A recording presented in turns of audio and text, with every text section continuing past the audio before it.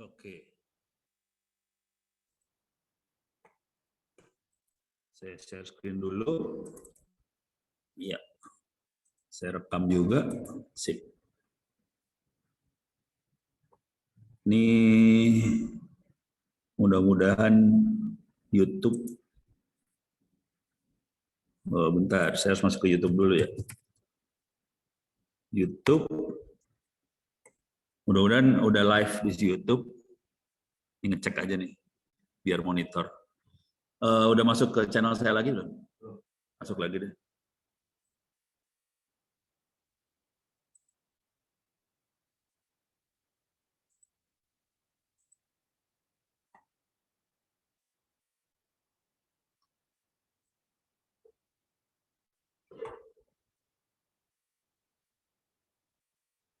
Ini ngecek channel.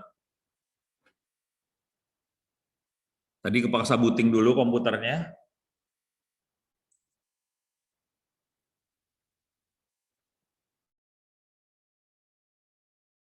Ini nggak usah. Bentar.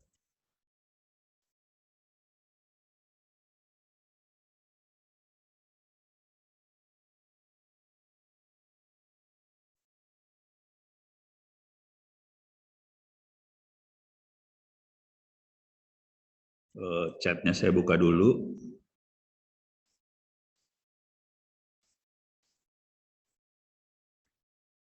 Oke. Mudah-mudahan zoom-nya udah bener nih.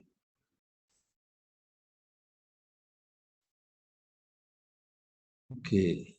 Coba lihat YouTube-nya. Ini live streaming YouTube udah jalan ya. Oke, live streaming YouTube udah jalan. Sekarang kita live beneran. Oke. Selamat pagi. Sehari 2 kali kuliah ngerendeng capek ya. Kita akan kuliah lagi tentang mikroprosesor. Bentar, saya harus buka kuliahnya dulu. Nah, ini kuliahnya belum dibuka buat publik nih sebenarnya. Lagi nyelesain bahan ujiannya soal salah masuk lagi. Open course itts.ac.id. Jadi Anda bisa masuk ke kuliahnya Open Course ITTS-ACD, cuman yang buat Open Course benernya belum kebuka, belum ada. Ini yang ada baru buat mahasiswa ITTS-nya aja.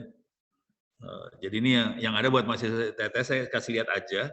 Nanti kalau bank soalnya udah beres, udah semuanya lengkap, baru saya bikin kuliah lagi yang free-nya. Jadi ini kuliahnya adalah yang ini, dan ini ada passwordnya buat masuk nih. Nih. Jadi belum ada yang free-nya. Kenapa saya nggak dibuka dulu? Soalnya kalau dibuka dan semua orang bisa ngerjain ujian, nanti saya bingung mana yang mahasiswa ITS, mana yang bukan. Nanti pas masukin nilai bingung, ini mahasiswa bukan gitu. Tapi nanti kalau bank soalnya udah selesai, saya akan copyin kuliah ini jadi ada kuliah yang free. Jadi sekarang ini belum ada yang free-nya, gara-garanya bukan nggak mau bikin free sih. Karena saya bingung nanti misahin antara mahasiswa ITS sama bukan. Karena di sini ada nilai, ada grades, dan kalau kecampur pusing nih saya. Nih, kok cuma 4 orang sih? Oke, buat yang ada di TTS, ini gila ya. Buat 4 orang yang ikut nih parah banget ini. Padahal udah dikasih tahu beberapa kali nih. Ya udah terserah sih. Nih kelihatan ini Wahyu sudah nilainya 90, 100, 90, buset. 4 orang juga dengan ono lagi, mahasiswanya cuma 3 nih sebenarnya. Oke, ya udah. Ternyata mahasiswa ITS-nya bandel-bandel, kagak mau ikut kuliah, ya udah serah sendiri, ntar nilainya jeblok lah. Ya, kelakuan kayak gitulah, minus banget. Ini nilainya udah 90-90 nih, Wahyu bagus banget ya. Oke, nah ini contoh. Contoh kalau mahasiswa yang benar kayak gini nih, nilainya bagus-bagus. Ya udah. Sekarang kita materi kuliahnya lagi ya. Materi kuliahnya kita akan masuk sini. Jadi tujuan kuliah ini adalah mengajarkan tentang mikroprosesor, mikrocontroller. Jadi kalau tadi pagi kita kuliah tentang big data, data science, ada pertanyaan, bisa nggak mikrocontroller digabungkan dengan data science? Di sini yang diterangkan tentang mikrocontrollernya di sini nih. Ini bagian terakhir kuliah. Ini semuanya pakai Arduino. Jadi diajarkan di sini sih sebenarnya kuliahnya. Ini di TKJ jarang diajarin, di RPL jarang diajarin. Jadi parah ini. Guru-guru TKJ RPL dua-duanya nggak ngajarin. Jadi ini bingung ini, yang ngerti siapa nggak ada yang tahu. Karena ini ilmu ini jarang yang ngajar. RPL kagak ngajar, TKJ jangan ngajarin. Jadi hilang, ini ilmunya nggak ada sih. Oke. Tapi intinya kita belajar, ini kalau kita lihat secara umum ya, kuliahnya ini pertemuan pertama, kedua, ketiga lebih ke arah prosesor itu apa. Kan kita tahu dalam komputer itu ada mikroproses, ada prosesornya. Dalamnya prosesor seperti apa, cara kerjanya prosesor seperti apa diterangkan di kuliah yang sebelumnya. Jadi udah diajarin prosesor apa dan mulai belajar namanya bahasa mesin segala macam. Ini 2-3 kuliah sebelumnya. Nah, sekarang kita masuk ke sistem operasi. Oke, kita masuk ke sistem operasi. Sebetulnya sekarang ini saya harus loncat ini. Ini yang kompal ini agak berat karena jaringan internet di sini nggak kenceng-kenceng banget. Jadi saya susah ini. Jadi saya harus nyiapin dari rumah. Saya lupa kalau udah masuk sini. Saya harus masuk kerja sistem operasi secara umum dulu. Perasaan udah kemarin. Kalau enggak saya loncat ke pengaturan aja dulu. Pengaturan kernel, schedule. Oke. Jadi setelah ngerti yang namanya mikroprosesor apa, cara kerjanya seperti apa, kita belajar masuk ke sistem operasi itu seperti apa. Ini sistem operasi. Jadi sistem operasi adalah yang kita lihat di layar kita sekarang, itu sistem operasi. Kalau kita lihat di HP yang namanya Android, itu sistem operasi. Kalau kita lihat di komputer namanya Windows, itu sistem operasi. Kalau pakai laptop saya ada Linux, sistem operasi. Dalam sistem operasi saya nggak akan nerangin semua sistem operasi, lebih banyak akan menerangkan sistem operasi yang berkaitan dengan mikroprosesornya seperti apa. Bukan sistem operasi secara umum banget. Oke. Setelah ini, jadi ini mungkin sekitar 2-3 minggu ke depan, saya akan menerangkan sistem operasi itu seperti apa. Kemudian saya akan jelasin lagi yang namanya Arduino ke bawah. Nah, ini lebih banyak nih penjelasan yang ini. Cuman yang di sini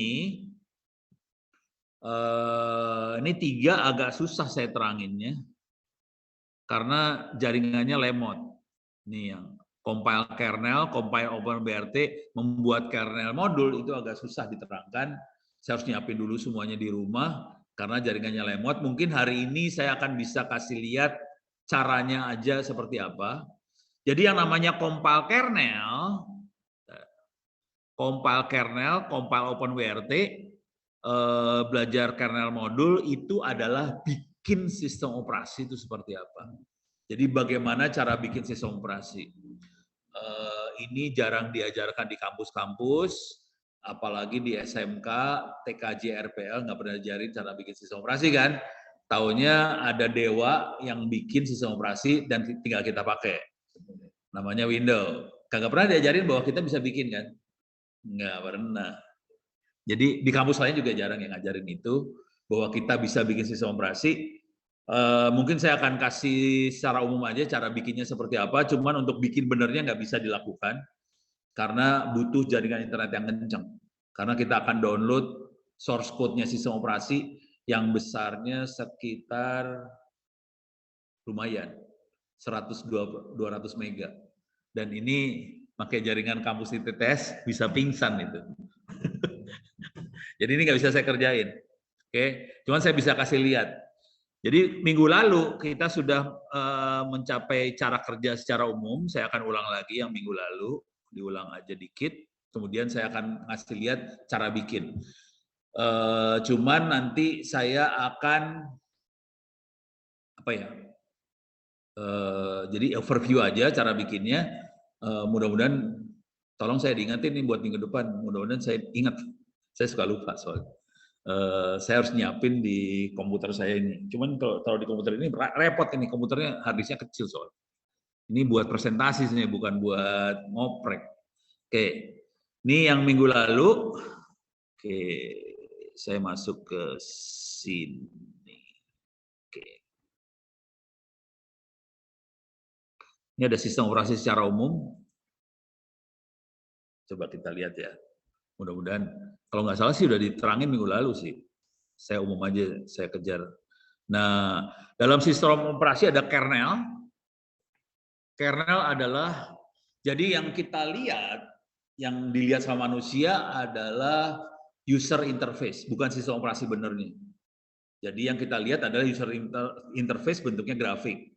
Di atasnya user interface kita punya browser, punya Word, punya aplikasi buat dengerin lagu lah, apa segala macam. Itu bukan sistem operasi sebenarnya. Itu aplikasi di atas sistem operasi. Sistem operasi sendiri namanya kernel. Dia fungsinya adalah untuk menghubungkan aplikasi dengan hardware.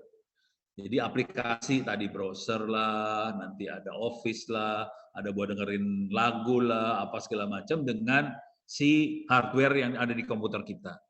Itu namanya kernel. Jadi kernel nggak kelihatan sih sebenarnya. Kernel tidak bisa dilihat sama manusia normal. Tapi manusia tidak normal bisa lihat kernel. Terus ya. Dan dalam sistem operasi dia akan menjalankan program. Dia yang ngatur program itu jalan. Jadi kalau kita ngerti di komputer kita kan ada core-core-nya ya. Ada 4 core lah apa segala macam. Coba di sini. Coba top. Nah, ini nggak kelihatan core-nya. Top kita, ini sorry ya. Ini diajarkan di akhir sistem operasi sih sebenarnya. Perintah top ini di akhir sistem operasi. Oke, ya udah, pas kebetulan ya saya udah otomatis saja langsung jalan aja top. Ini kita bisa lihat, oke, di sini beban CPU-nya seperti apa. Ini bebannya sekitar 15 core sebetulnya. Ini ngasih tahu. Beban CPU kamu 15 core sih sebenarnya. CPU saya cuma 4 core. Kena beban 15 core. Jadi lemot sih. Sebenarnya kondisinya lemot. Memori saya ada 8 GB, kepake 3 GB, kosong 3 GB, dipakai 3 GB, buffernya 3 GB. Swap saya 2 GB, kosong 2 GB, tidak dipakai sama sekali. Jadi kita bisa monitoring apa yang terjadi dalam sistem operasi di sini. Dan di sini kita bisa lihat program apa yang lagi jalan kelihatan di sini. Ini ada OBS lagi jalan, ada Kazam lagi jalan, ada Zoom lagi jalan, Pulse Audio lagi jalan. Ini kelihatan yang lagi jalannya, dia pakai berapa persen dari CPU lagi dipakai, kelihatan semuanya. OBS pakai paling gede. Oke, cuman ini core-nya nggak kelihatan. Sudo saya install dulu ya, apt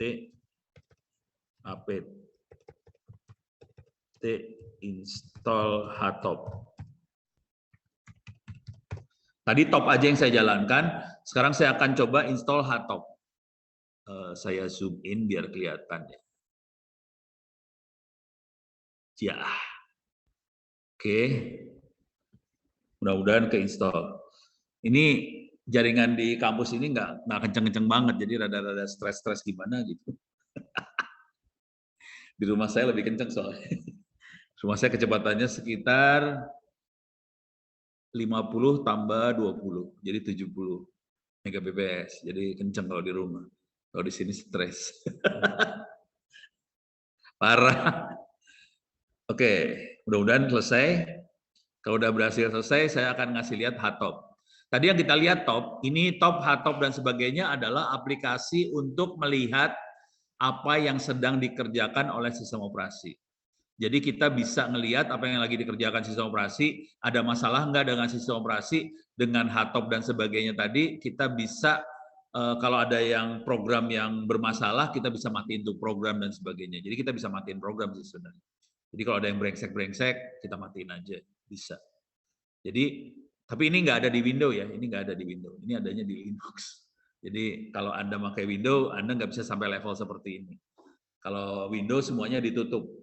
Jadi user nggak usah tahu apa-apa lah. Lu tahu beres saja, semua diberesin sama sistem operasi. Kira-kira gitu cara berpikirnya Windows. Supaya Anda nggak usah komplain. Kalau di Linux semuanya dibuka. Jadi kita bisa ngelihat apa yang terjadi, terus kita bisa benerin sendiri. Jadi sarannya sih pakainya Linux. Jangan pakai Windows. Dan Linux kita bisa bikin sendiri. Kuliah hari ini sebetulnya 2-3 hari ke depan saya pengennya ngajarin cara bikin sistem operasi itu. Cuman kayaknya agak susah di kampus ini karena kecepatan internetnya nggak kenceng-kenceng banget. Ini cuma lama banget ya, parah, aduh. Kalau dari Hatop kita bisa ngelihat core-nya berapa yang dipakai. Ini saya punya 4 core kalau nggak salah. Dan kita bisa lihat kondisinya core mana yang lagi dipakai. Jadi core itu kayak prosesor, dalam prosesor, dan kita bisa ngelihat nanti prosesor mana yang lagi sibuk, mana yang lagi dipakai, dan sebagainya kelihatan semua. Wah ini lemot nih, lama banget. Ya udah, saya balik lagi ya.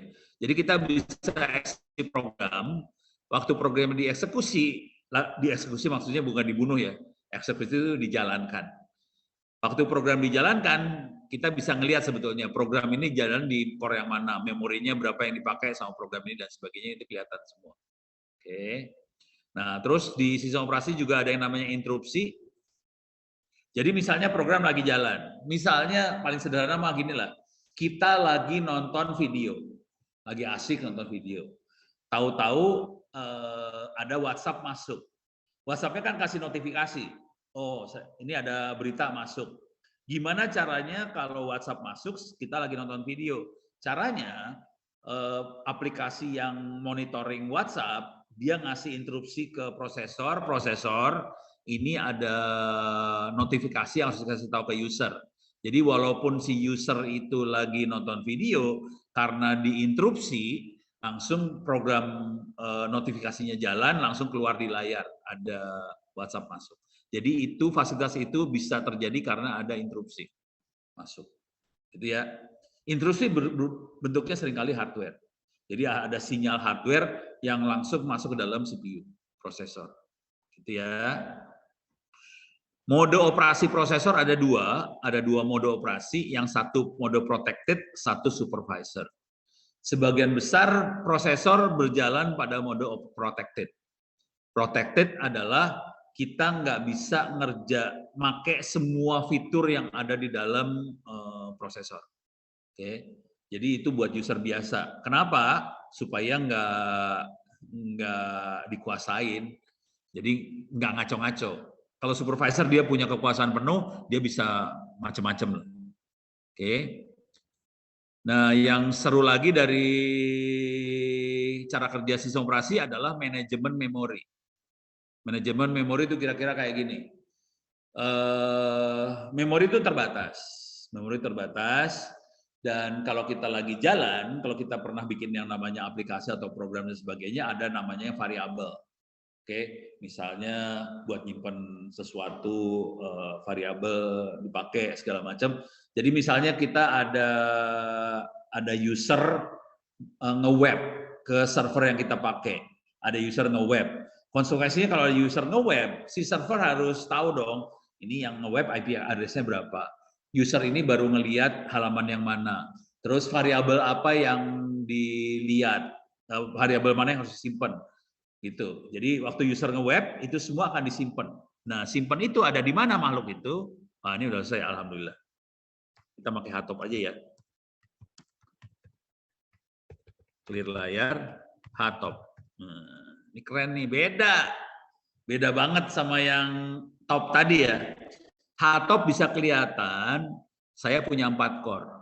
Dan 4 core-nya lagi 100% semua nih, sekarang kondisinya parah. Jadi saya kondisinya prosesornya 4 core dan 4 core-nya hampir 100% semua kapasitasnya dipakai. Memori saya ada 8 GB, 3 GB udah kepake. Swap saya ada 2 GB, 0 yang dipakai, nggak ada yang dipakai swapnya. Swap adalah memori yang ada di hard disk. Oke. Tapi memori RAM-nya sendiri saya udah kepake sekian. Dan di sini kita bisa ngelihat lagi, tadi kalau ada kita lagi jalan apa segala macam, ini kelihatan ada apa? Memori yang dipakainya kelihatan di sini nih sebenarnya. Sekian giga yang dipakai segala macam. Prosesornya berapa yang dipakai, kapasitas prosesornya berapa yang dipakai. Yang paling ngabisin adalah streaming ke YouTube ternyata. Streaming ke YouTube tuh nyebelin banget, rekaman video gede juga, zoom lebih kecil. Jadi zoom tuh kecil makanya. Oke. Dan ini kita kelihatan banget sih. Dan jangan khawatir kayak ginian nggak akan bisa lihat di Windows. Windows nggak bisa lihat kayak ginian. Jadi sarannya jangan pakai Windows. Emang jelek. Gimana sih lu pada? Beres ya. Ini bisa kita lihat. Jadi memori berapa yang dipakai, CPU-nya. Nah ini kalau angka-angka kayak gini, persentase CPU ini kelihatan OBS itu makanya 150% CPU. Padahal CPU kan 100% satu CPU. Berarti OBS pakai 1,5 CPU dipakai sendirian sama si OBS buat ngirim streaming ke YouTube. Jadi ini OBS parah banget makanya ternyata. Saya baru tahu juga sih. Zoom cuma 40% dari kapasitas prosesor dipakai sama si Zoom. Tapi saya kan punya 4 prosesor. Jadi setengah prosesor ada yang dipakai Zoom, 1,5 prosesor dipakai sama OBS buat ngirim data ke YouTube. Ini bisa kelihatan semua di sini. Terus ya, ini OBS banyak banget nih OBS-nya. Gila lu, banyak banget OBS. Parah. Ini ada Google Chrome, browsernya kelihatan dia pakai berapa persen, 1, sekian persen dari prosesor. Nah caranya, ini kalau kita lihat aplikasinya banyak yang jalan nih kan. Ini aplikasinya banyak banget yang jalan ya. Jadi yang terjadi dalam sistem operasi adalah dia bagi-bagi jatah waktu. Oh sekarang kamu jalan, sekarang kamu jalan, sekarang kamu jalan. Itu yang ngatur adalah sistem operasi. Beres ya? Jadi sistem operasi yang ngatur ini semua. Di kuliah nanti mungkin yang selanjutnya saya harus ngasih lihat gimana cara ngaturnya. Itu bisa disetel sih. Mana yang duluan, nah ini duluan enggaknya kelihatan di sini nih. Ada PRI di atas, mudah-mudahan kebaca. PRI adalah prioritas. Oke. Jadi kalau prioritasnya ini 20 itu prioritasnya nggak tinggi. Ini prioritasnya, nah ini prioritasnya bisa diatur-atur sih. Angkanya dikecilin lah, kira-kira kayak gitulah. Oke. Kalau gede, makin gede itu makin tinggi prioritasnya. Kalau yang minus-minus ini, ada yang -6 itu prioritasnya rendah di bawah. Jadi yang prioritasnya gede, dia akan dapat slot waktu pakai prosesornya lebih banyak. Kira-kira gitu. Kalau kita pengen program itu cepat, kita naikin prioritasnya setinggi mungkin. Supaya yang lain nggak ada yang bisa pakai prosesor kecuali dia. Kira-kira kayak gitu. Cuman itu jadi egois. Tapi kalau ini komputer punya kita sendiri ya bebas.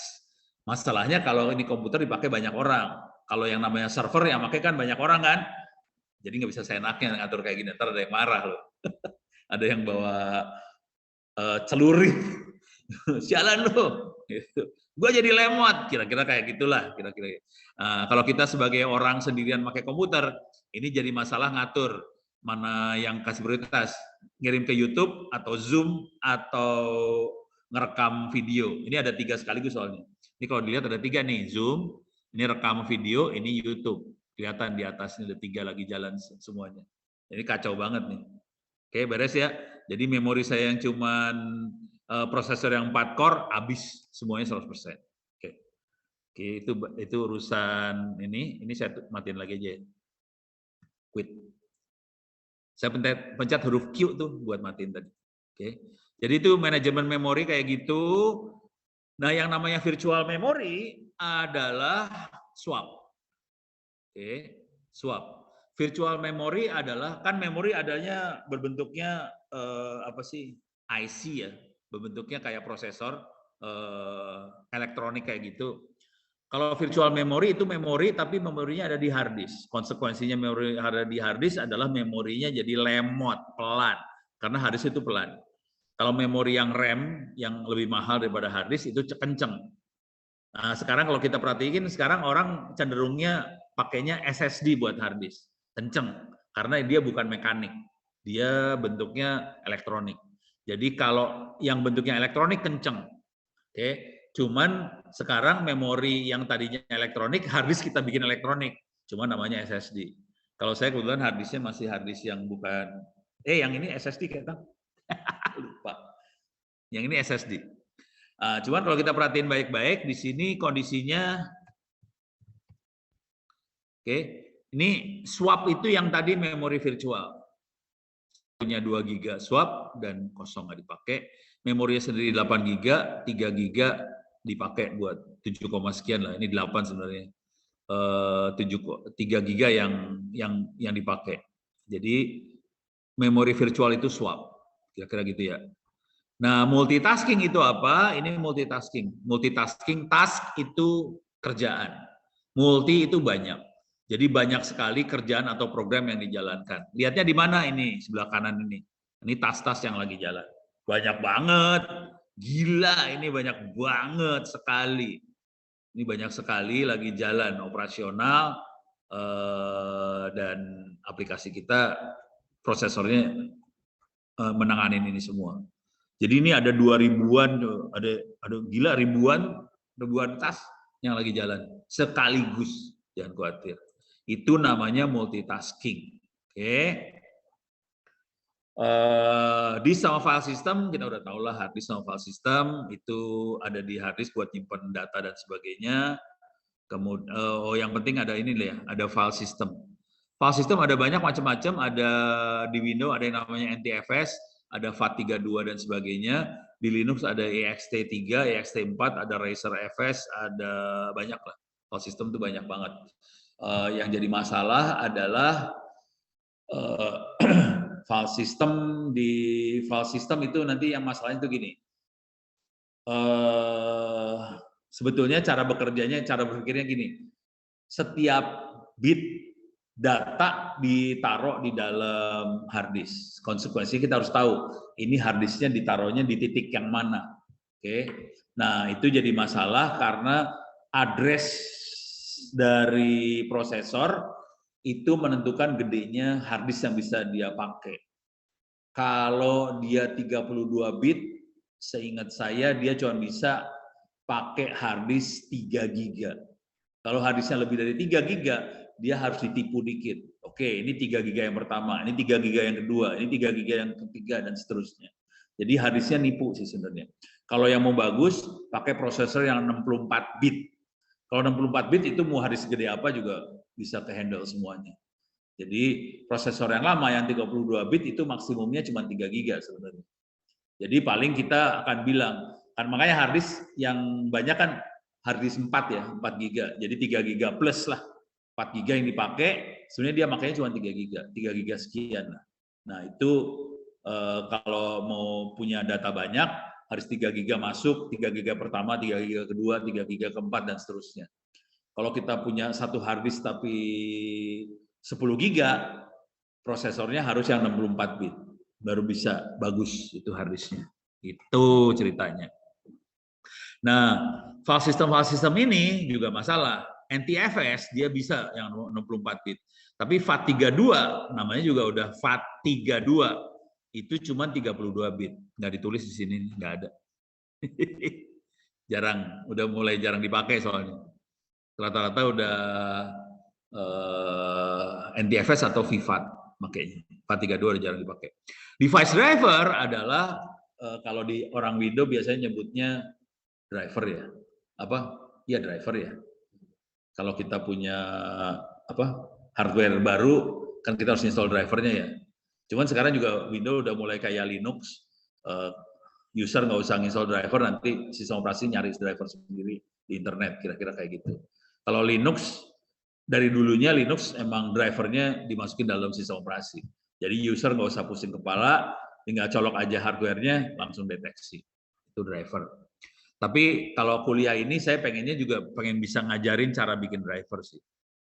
Networking itu networking, jadi networking sebenarnya dilihat juga sebagai apa sih namanya, kayak file system kadang-kadang dilihat sebagai file system, tapi bedanya kalau di file system data dikirim ke hard disk, kalau networking data dikirim ke komputer yang satunya lagi. Satu lagi yang urusan sama file system adalah security, sama sistem operasi ya, adalah security, keamanan, Dan ini, security perusahaannya bisa dibaca-baca di kuliah cyber security saya, terutama masalah forensik ada di situ. Oke. Ini ada di kuliah itu ada di open course nih. Saya buka baru aja lah, kalau nggak kecampur nih. Masuk ke open course. Open course. Di sini ada cyber security, mana dia cyber security di atas kalau nggak salah. Kok nggak ada? Oh, more. Kebaksa lihat more.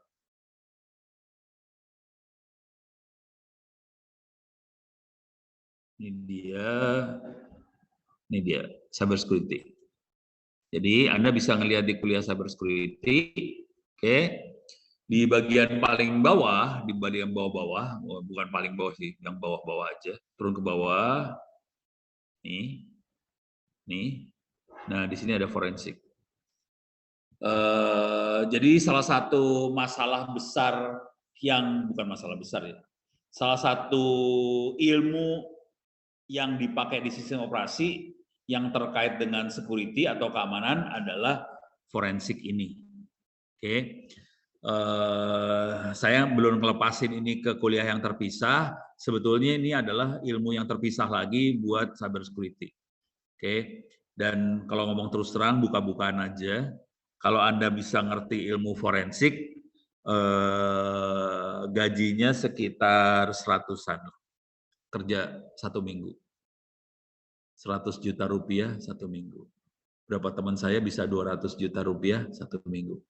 Jadi gaji sekarang bukan bulanan, gajinya harian mingguan. Sekali kerja itu 1 minggu gaji 200 juta. Kira-kira gitu. Orangnya pada santai-santai semua sih. Kalau nggak saya kasih lihat nih orang ini. Kalau mau tahu orangnya.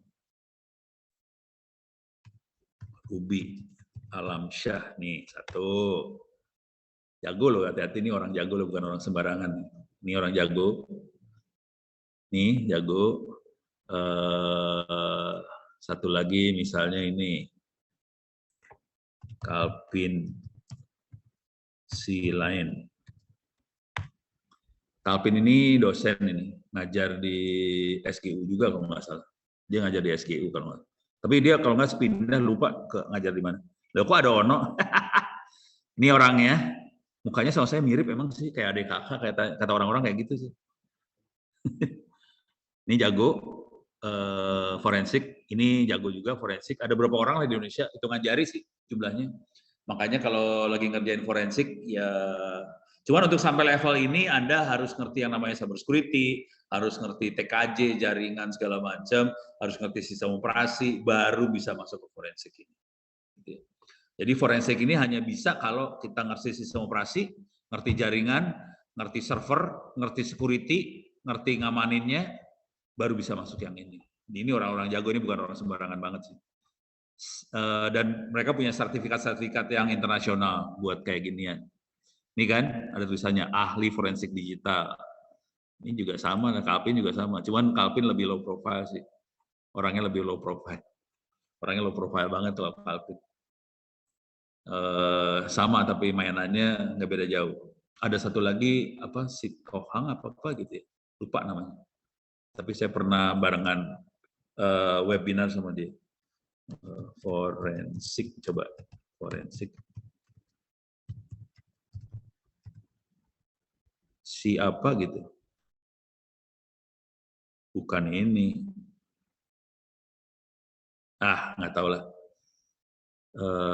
Ada si orang Batak si yang pakai si apa ya Batak tuh depannya, belakangnya. Lupa lah. Deh, beres. Nah, sekarang saya akan terusin lagi.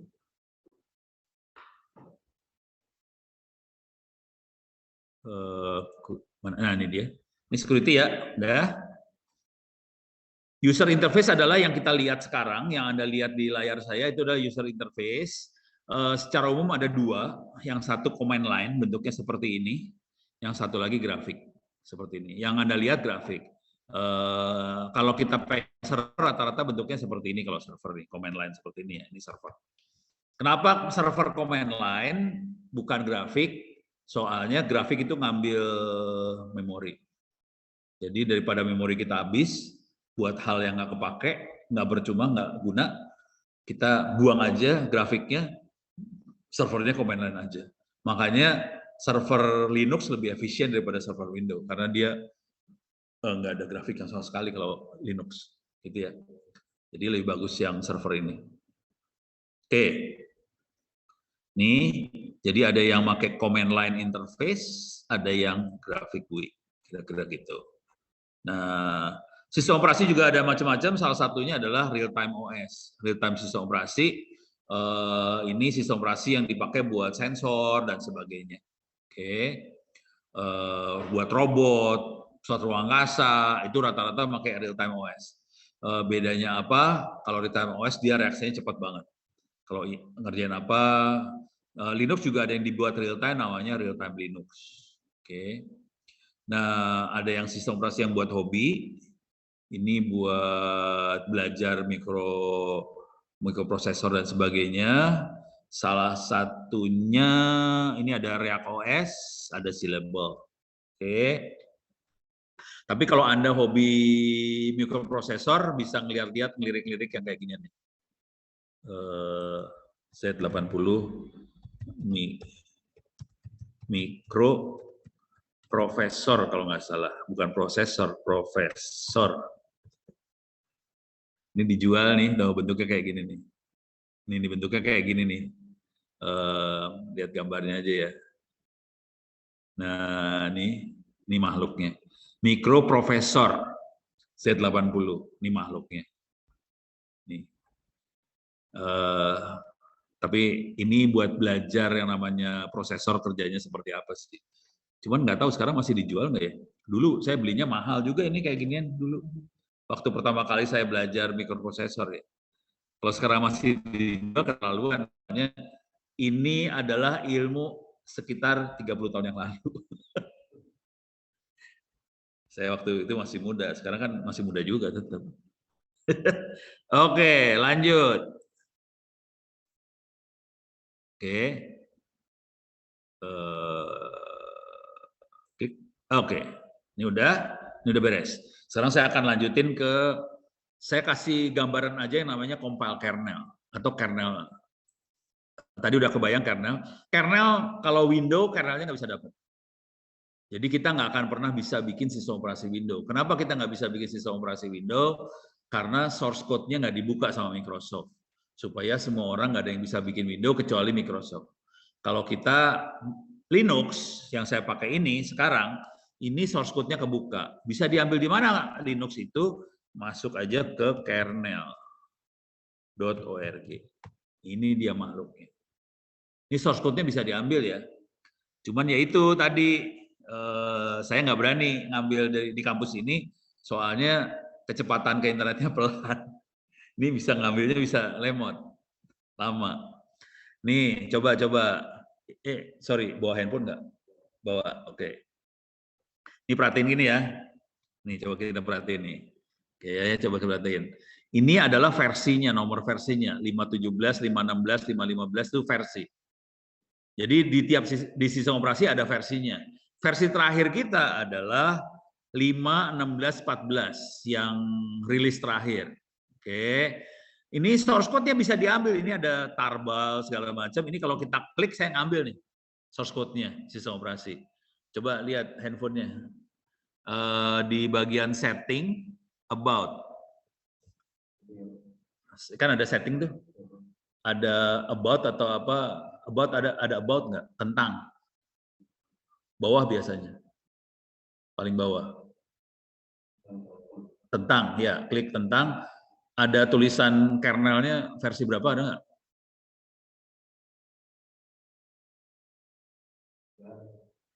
Yang tentang isinya apa itu? Apa? Versi? Oh, coba versi OS. Hah? Coba bawa sini. Penasaran. Coba sini. Oh, versi color, versi Android, tambahan prosesor. Oh, ini apa nih? Batal aja. Batal. Nih. Versi kernel. Ini ada versi kernel ya. Iya. Coba sini aja biar suaranya kedengeran. Versi kernelnya dibacain versi berapa? 49117. Nih 4917. Ini kan ada ini nih, perhatiin di sini ada 49. Ya. Jadi versinya itu sekitar tahun bulan 3 2022. Yang 309 kan 117 ya. Yang ini 306 tuh. Yang bulan ini yang 117 nggak tahu kapan, sebelumnya lagi berarti. Ya. Jadi kita bisa ngira-ngira kemungkinan ini versi sistem operasi sekitar 2021-an. Iya. Ya. Ketahuan kan langsung. Itu di handphone apa itu handphonenya? Realme. Hah? Realme. Xiaomi. Realme. Jadi ini ada anak PKL SMK bawa handphone merek Realme, versi kanalnya 49117 ya. Oke, sama kan sama yang ini. Nah sekarang laptop saya versi kanalnya versi berapa? Bisa dilihat sih sebenarnya. Tapi caranya masuk Google dulu ya, Ubuntu cek kernel version. Cara ngeceknya gimana? Saya masuk sini aja, pakai ini, uname_in_r. Oke, saya akan masuk sini, masuk paste di sini, uname_in_r, enter. Ini kelihatan versi saya lebih tinggi, 513 versi saya. Jadi lebih bagus daripada handphone itu ya. Versinya 513, tapi versi yang paling baru adalah 516. Masih ada yang lebih baru lagi. Jadi tugas kita kalau udah mainan kayak gini, jadi sistem operasi ingat lagi ya, tugasnya sistem operasi adalah jadi yang ngatur antara aplikasi yang di atas dengan hardware. Aplikasi yang di atas bisa browser, bisa aplikasi buat nonton video, buat dengerin lagu dan sebagainya, itu aplikasi namanya. Supaya si aplikasi bisa ngomong sama hardware yang kita pegang, itu butuh yang namanya kernel. Jadi kernel fungsinya buat ngatur antara dua makhluk ini, aplikasi sama hardware. Hardware-nya seperti apa? Hardware-nya bisa berbentuk laptop, hardware-nya bisa berbentuk handphone, hardware-nya bisa berbentuk router, hardware-nya bisa berbentuk apa aja lah. Itu semua hardware. Jadi handphone kita, laptop kita, router kita, sebagian besar sistem operasi yang dipakai namanya Linux sebetulnya. Jadi itu Linux sebenarnya, bukan Android. Jadi kita ditipu aja sih sebenarnya. Jadi sebetulnya di handphone itu ada hardware, ada Linux, terus di atasnya Linux ada Android supaya orang bisa bikin aplikasinya gampang. Jadi Android itu ya Linux dalamnya sih sebenarnya. Cuman kayaknya beda sama komputer segala macam, kayaknya beda, padahal enggak, sama aja sih. Itu komputer juga sama, cuman kecil dan mahal. Sama laptop harganya sama. Coba itu handphone harganya berapa? Second-hand berapa?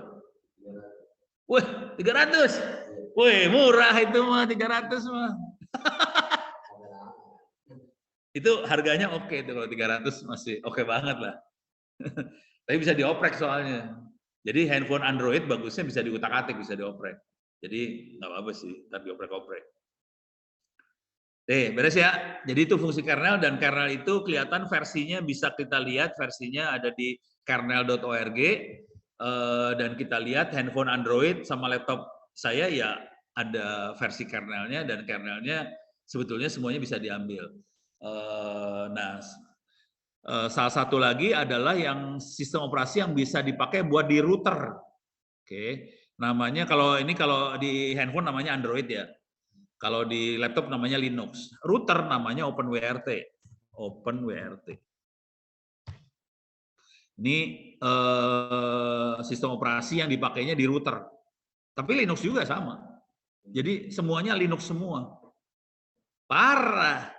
Jadi kesalahan fatal Republik ini adalah Guru-guru ngajarin siswa-siswa dan murid-murid supaya pakai Windows. Cuman akibatnya kalau kita pakai Windows, kita nggak bisa bikin sistem operasi. Kalau kita pakai Linux, kita jadi bisa bikin sistem operasi. Itu ya, tolong kasih tahu gurunya ntar. Nah, ini kita bisa lihat kernelnya, nanti kernelnya ngambil dari kernel.org juga. Kalau kita udah pernah bikin segala macam, bikin. Nanti kalau kita belajar bikin yang namanya Android bisa kita bikin juga. Itu kelihatan dia akan ngambil dari kernel.org juga sama. Jadi semuanya akan ngambil dari kernel.org, nanti ada yang dijadiin buat handphone, ada yang dijadiin buat ini, segala macam. Jadi ini OpenWrt. Oke. Nah, kalau kita lihat lagi ke kuliahnya ini kuliahnya saya gedein ya. Jadi ini sistem operasi ini udah diajarin barusan, ini udah tahu secara umum. Nah, sekarang fungsi hari ini sebetulnya saya pengen compile kernel. Terus ini compile kernel Linux, di sini ada compile kernel OpenWrt. Oke, yang nggak ada di sini adalah bikin Android. Tapi kalau Anda bisa masuk ke kuliah saya, nih, coba masuk ke open course lagi ya. Cuman di kampus ini dosen yang ngajar sistem operasi nggak berani sampai ngajarin bikin Android sendiri. Saya dulu ngajarin bikin Android sendiri soalnya. Oke, ini masuk ke kuliah di open course. Jadi silakan masuk ke kuliah open course. Di sini ada kuliah sistem operasi. Mana dia sistem operasi? Ini dia operating system. Oke, silakan diklik operating system. Kalau ini kuliah sistem operasi, beda banget, beda sama kuliah yang mikroprosesor ini ya. Oke, kita turun ke bawah. Sorry salah. Ini di sini. Ini bagian paling bawah ya. Ini sistem operasi, ini kuliah sistem operasi bukan kuliah jaringan. Beda. Ini di sini yang paling bawah adalah membuat sistem operasi Android sendiri. Bisa. Jadi itu handphone bisa diganti sistem operasinya. Kan komputer bisa kita install ulang kan? Handphone juga bisa kita install ulang ganti OS. Bisa. Parah ya.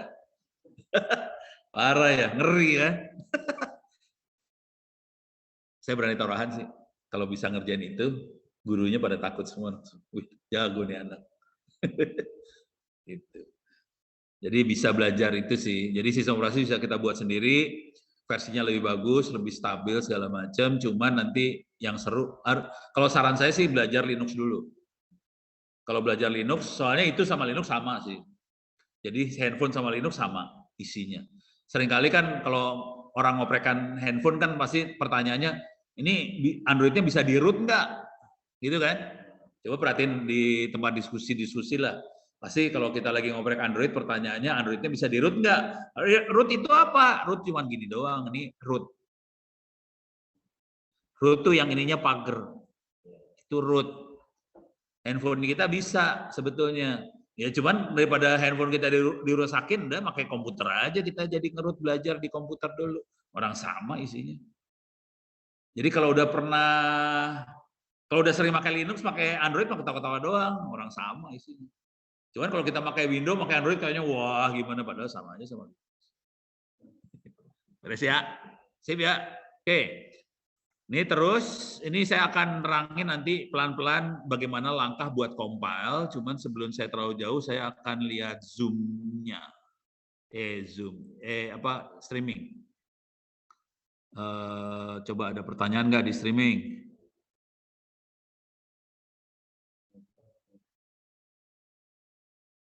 Oh, Joshua Sinambela. Iya, benar.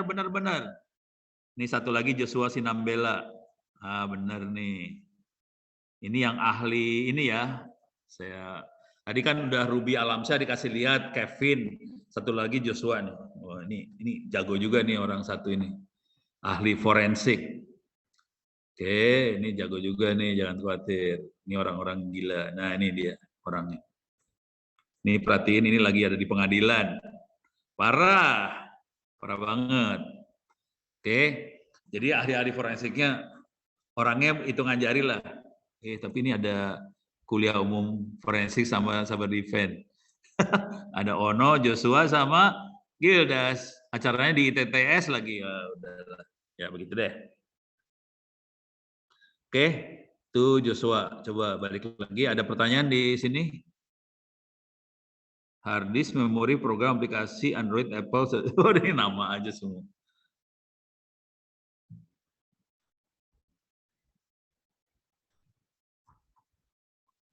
Oke, kita lanjut lagi ya. Kita lanjut lagi ya. Oke. Sekarang caranya ngompil.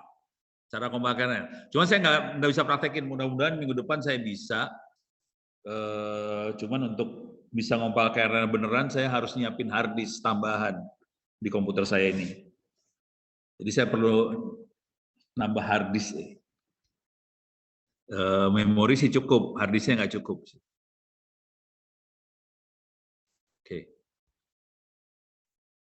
Oke, sekarang saya akan masuk sini. Compile kernel Linux. Nanti kalau Anda udah pernah lihat yang namanya compile kernel Linux, compile kernel ini bawahnya ya, Open WRT buat router, lihat yang namanya Android, sama. Jadi cara bikin Linux, cara bikin router, cara bikin Android, nggak beda jauh satu sama lain, sama. Oke. Cuman untuk sampai level itu sebetulnya harus ngerti cara compile aplikasi di sistem operasi Linux. Jadi sama aja sih. Mau bikin sistem operasi, bikin aplikasi sama. Sebetulnya sama aja. Cuman ini langsung compile aja ya. Saya buka tab. Ini bentuknya cerita dulu ya. Minggu depan saya kasih lihat yang mudah-mudahan saya ingat. Mudah-mudahan saya sempat ngerjain juga.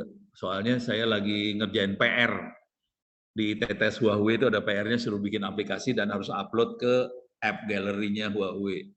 Jadi dalam waktu seminggu harus bisa bikin aplikasi, aplikasinya harus diupload ke app gallery-nya Huawei. Jadi itu stres juga ya. Oke, saya akan klik dulu compile kernel. Anda bisa masuk ke sini. Jadi masuk ke wiki saya. Kalau mau cari bisa search aja compile kernel. Gitu. Nanti dapetin ini.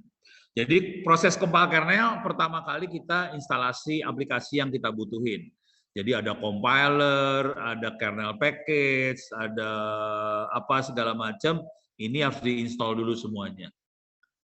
Mungkin mudah-mudahan komputernya kuat. Kalau komputer saya di rumah lebih gede soalnya.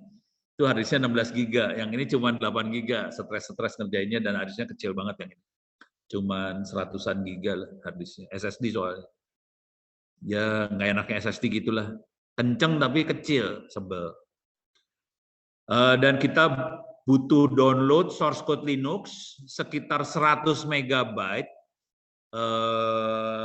Berapa tahun lalu 20 menit. Kalau sekarang mungkin 100 MB kalau di rumah saya udah kenceng banget. Kalau di ITTS kayaknya lama. Jadi saya nggak berani nge-download ini. Bisa di-download dari kernel.org ini. Oke, jadi caranya adalah saya baca ini perintah-perintahnya pelan-pelan ya. Saya jadi super user dulu, sudoku cd ke user source. Jadi saya copy ini ya, saya masukin sini biasanya paste. Ini. Saya biasanya compile kernel saya lakukan di user/usr/src. src adalah source.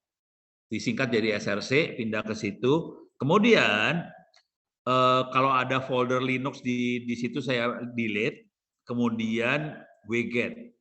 Wget adalah webget, ambil dari web. Tapi ngambilnya nggak pakai browser, ngambilnya pakai perintah command line. Jadi wget. Ini kalau kita perhatiin kernelnya masih 5.17.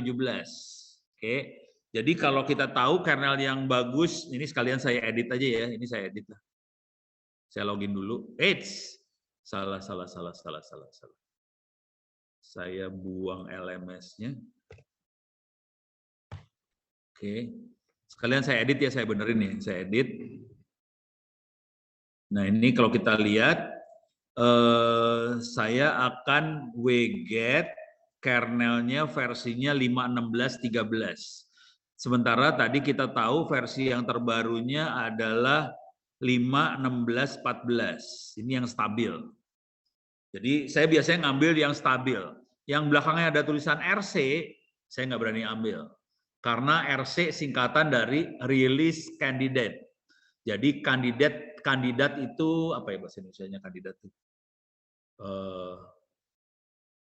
Kandidat tuh ini ya, calon rilis.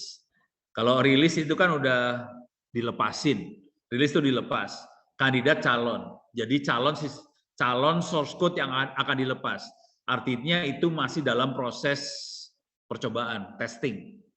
Ada masalah enggak? Kalau udah stabil, nggak ada masalah apa-apa, baru dia rilis beneran. Kalau yang ini tulisannya jelas tertulis stable atau stabil. Jadi saya akan ambil yang stabil aja. 5, 16, 14. Jadi ini source-nya saya rubah dulu. Versinya saya rubah. Nggak bisa diklik. Oh, Mas, bisa.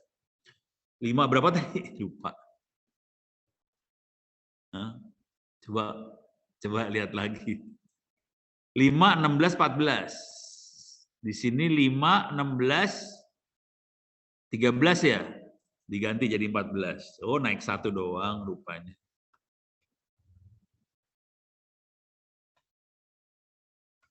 Di sini naikin 1. 14, ini next. Sorry.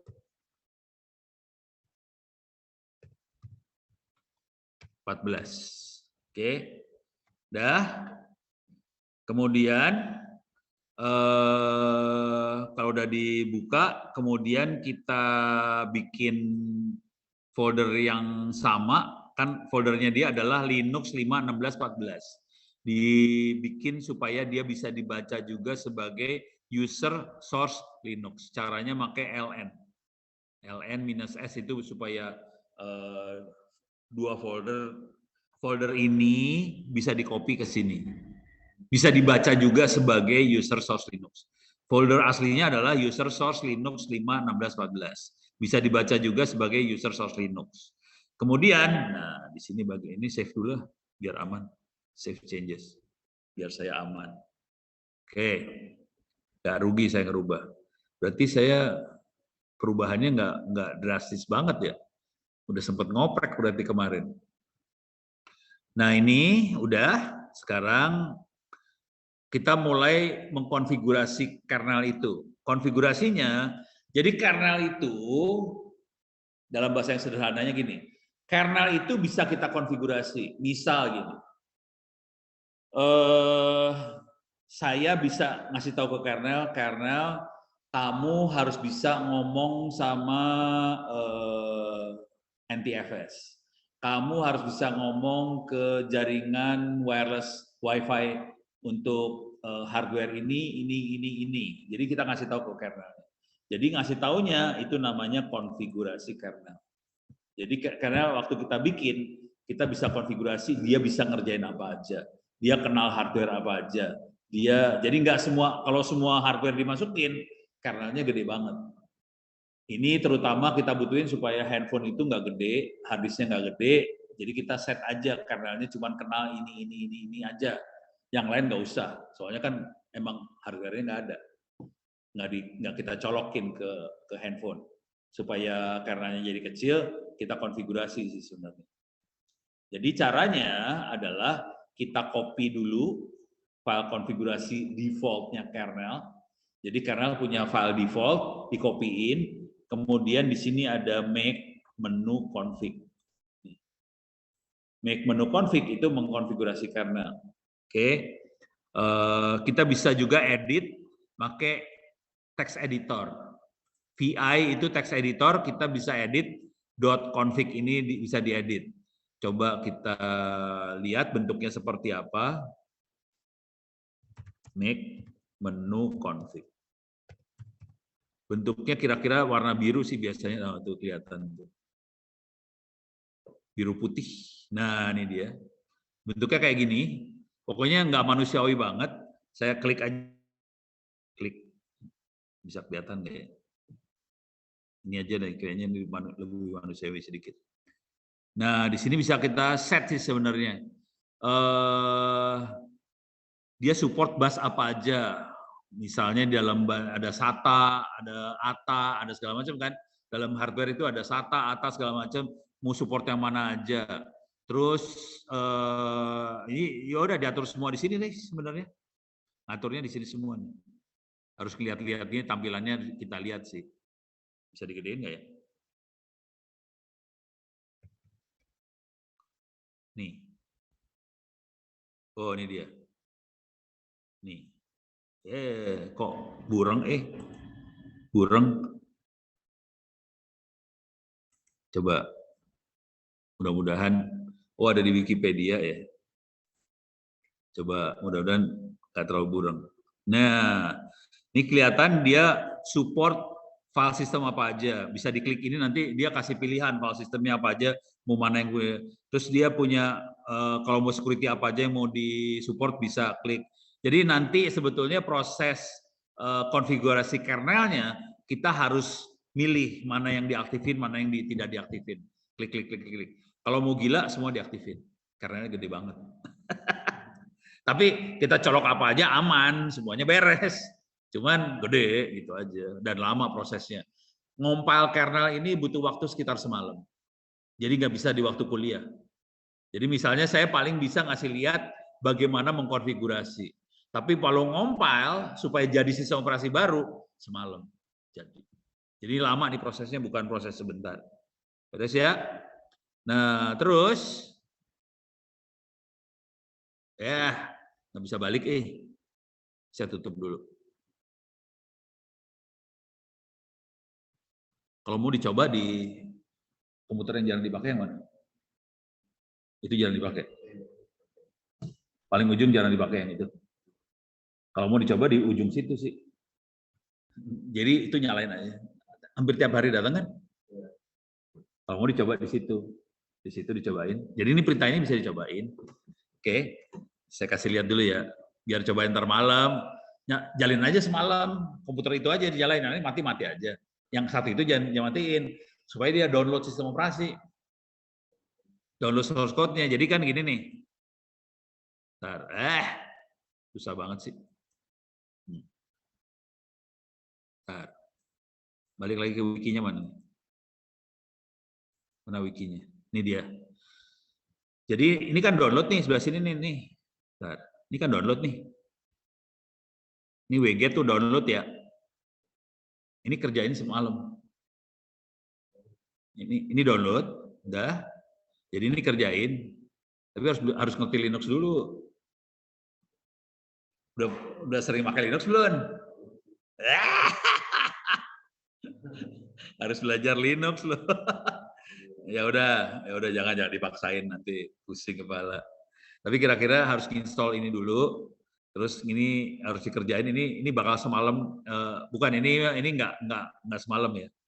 Kita konfigurasi di sini, konfigurasi. Ini contoh lain konfigurasi, ini konfigurasi. Oke. Udah gitu compile. Compile cuma kayak gini aja, make all. CD user source Linux make all langsung dikompil semuanya. Kalau mau lebih gila lagi make module install. Ini kalau setelah make all kan semua jadi. Terus kita perlu installnya cuma gini doang. Make module install sama make install. Jadi cuma gini aja. Bikin OS cuma gini doang, udah. Cuman semalam. Lama, jangan khawatir, ini mah gila. Udah gitu kita update grup. Grup itu gini, pas Linux-nya ini di booting, nyala, kan kita bisa milih mau masuk sistem operasi apa. Biasanya kemungkinan yang komputer-komputer ini ada 2 sistem operasi. Ada Windows, ada Linux. Cuman default-nya dia ke Linux. Oke. Nah, karena kita bikin sistem informasi baru, OS-nya ada yang baru, nanti kita kasih pilihan juga masuk ke Linux yang baru atau ke Linux yang lama. Jadi ini update grup ini fungsinya buat itu doang, buat ngupdate pilihan. Jadi cuma gini aja bikin sistem operasi sebenarnya. Beres ya, sip ya, oke. Cuman kalau nggak mau bikin cara gini bisa pakai cara ini, cara nggak usah bikin juga bisa sih, cuman tetap aja download. Jadi caranya update OS Ubuntu kernel berapa tadi? 5 16, 14 ya.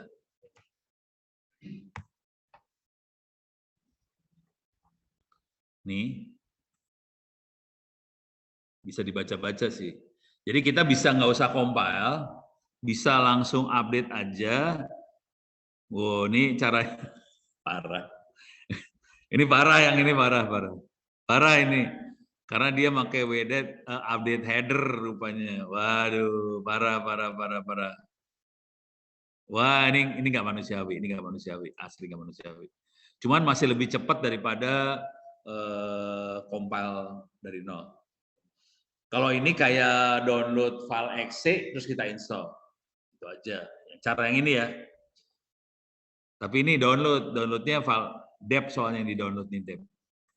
Dep ini di download. Oke. Saya pikir dia nggak pakai gitu.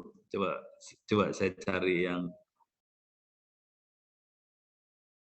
Coba saya cari yang nggak pakai kayak gitu. Nggak pakai widget. Saya pakainya apt install soalnya. Ini dep semua. Oh, nggak ada di sini, nggak ada.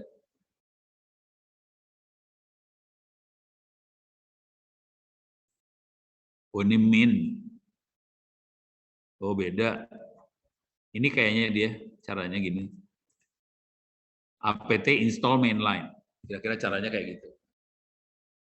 Ya ntar dicoba-coba lah. Ntar mudah-mudahan minggu depan saya bisa ya. Cuman artinya gue harus pengorbanan gila. Soalnya minggu ini parah banget. Dan minggu depan saya dipanggil KPU lagi. Panggil KPU suruh kasih masukan sih, bukan mau diadilin enggak.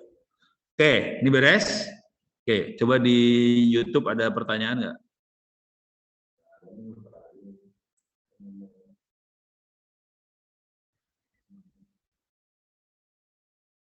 Oke, di YouTube tidak ada pertanyaan. Oke, kita langsung lagi.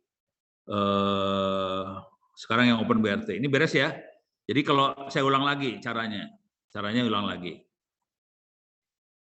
Langkah pertama adalah install aplikasi-aplikasi yang dibutuhin buat compile. Jadi ini install aplikasi buat compile semua. Ada fake root lah, ada wget lah, ada build essential, ada kernel apa segala macam. Ini aplikasi yang buat compile kita install. Kemudian di sini adalah kita download source code dari kernel.org. Kita download source code-nya. Nanti kita bisa lihat source code loh.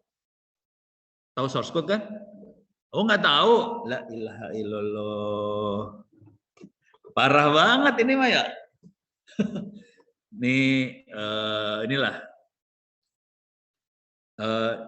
Ini bukan kernel ya, ini source code aplikasi Android.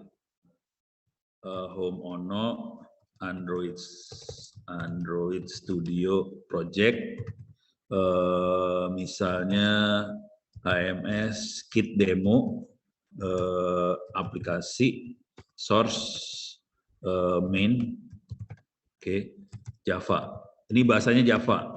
Kalau kernelnya apa namanya?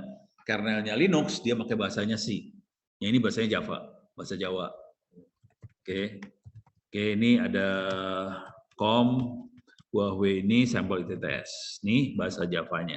Ini kelihatan belakangnya filenya namanya Java semua. Source code bentuknya kayak gini nih, more main activity Java. Ini source code nih. Kayak gini. Ada kata-kata else if, apa, ini ada private static boolean, return, itu semua source code tuh, misalnya kayak gitu. Bentuknya kayak gitu. Ini adalah program yang jadi file isinya program yang kita bikin kalau kita mau bikin aplikasi. Kebetulan aplikasi yang mau kita bikin namanya sistem operasi. Kalau yang ini kebetulan yang mau saya bikin adalah aplikasi buat ditaruh di handphone Android. Bentuknya kira-kira kayak gini cara ngelihatnya. Beres ya? Sekarang udah lihat source code kan? Jangan khawatir, nanti beda. Ini kalau ini Java. Kalau orang yang udah pernah belajar tahu, oh ini Java. Tapi nanti yang dipakai bukan Java. Kalau di sistem operasi Linux yang dipakai bahasa C. Lain lagi. beda source code. Oke. Jadi ini buat download source code, kita ambilnya dari kernel.org, kemudian kita konfigurasi di sini, ini konfigurasi semua. Sebetulnya yang dikerjakan cuma ini dan ini aja. Kalau ini alternatif aja sih, kalau mau dikerjain boleh. Tapi cukup 2 aja, ini dan ini bisa. Kita konfigurasi, setelah dikonfigurasi kita compile. Compile cuma make all, kemudian install. Selesai. Jadi diulang, install aplikasi buat compile, download source code. Langkah pertama, install aplikasi buat compile. 2, download source code. Ketiga, kita konfigurasi. Keempat, compile. Kelima, install. Selesai. Cuman compile-nya ini, yang kalimat yang ini kira-kira 1 malam. Jadi ini ditinggalin 1 malam nih komputer nyala sendirian di ruangan ini. Beres ya? Nah, sekarang kita setelah install bisa juga ditambahin sama perintah seperti ini, fake root ini supaya nanti ke install. Udah cuma gitu aja.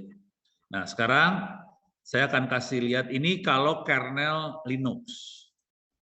Mungkin nanti mudah-mudahan bisa ya. Saya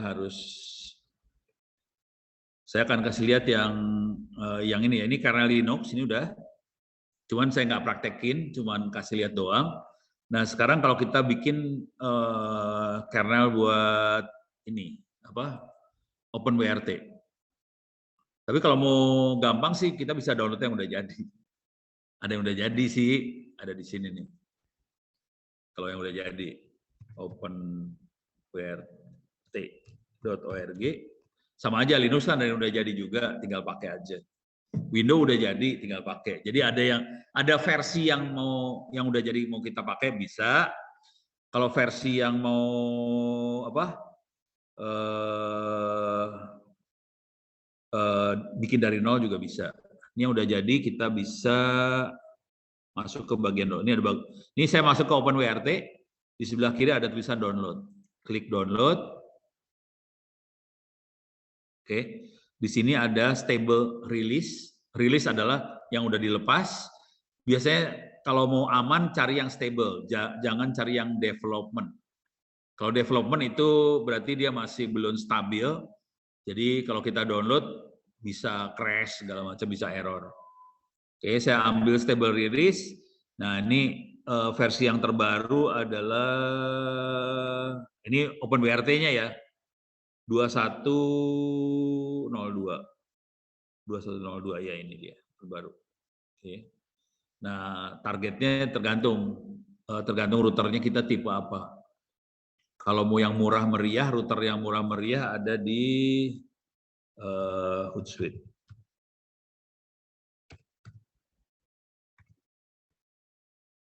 Salah. Jangan Hootsuite, Bukalapak. Cari router yang murah, cari router murah ya. Yang murah adalah router ini sih, Friend. Ya, Friend punya router murah nggak? Ntar dia punya kasih ke kita, murah gratis.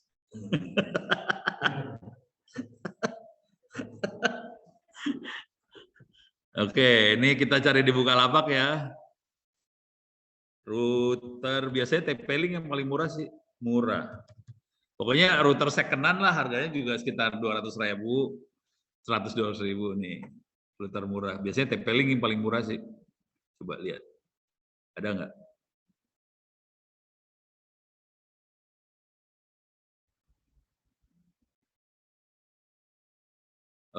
Ini sambil nunggu, saya akan coba masuk ke OpenWRT lagi, OpenWRT. Oke. Kita perlu nyocokin antara tipe router ini sama, tidak semua router bisa diganti sistem operasinya ya. Di sini kalau kita lihat di OpenWRT, di sini ada table of hardware. Jadi ini adalah daftar router-router apa aja yang bisa kita ganti sistem operasinya. Ini daftarnya ya.